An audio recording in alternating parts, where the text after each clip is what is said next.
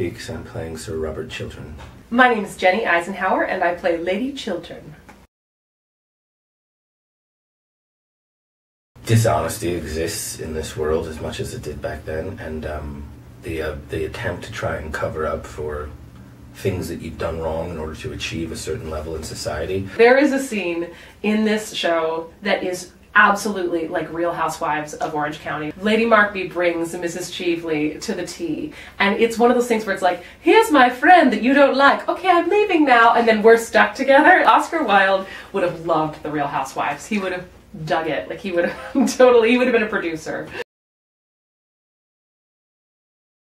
What's been really neat is to get to know her a little bit, because I didn't really know her. And, you know, you're sort of forced when you play somebody's married partner to create a relationship. And she's amazing. She's incredibly smart. She's very funny. She's talented. She's very giving on stage. And it's an honor to work with her. And I hope we do more together. He's really funny. He makes me laugh. He'll like whisper little things to me sometimes and crack me up.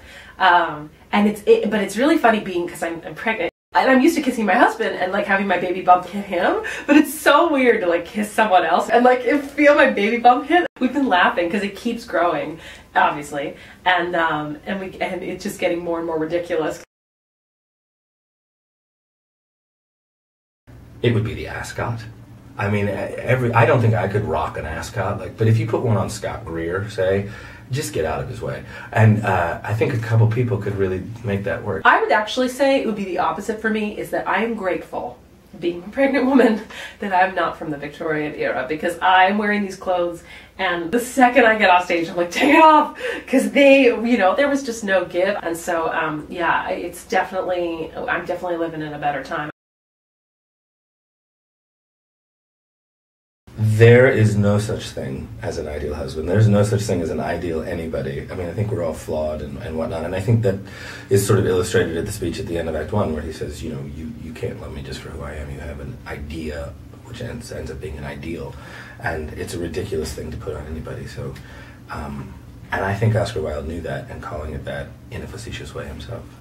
I used to have a list. I used to have a husband, you know, like the things you're looking for, this, that, and then I kind of gave up on looking for it, and then I kind of found like almost all of it, except then with a much more quirky package. But of course, no, an ideal husband does not exist. That's kind of the message of the play.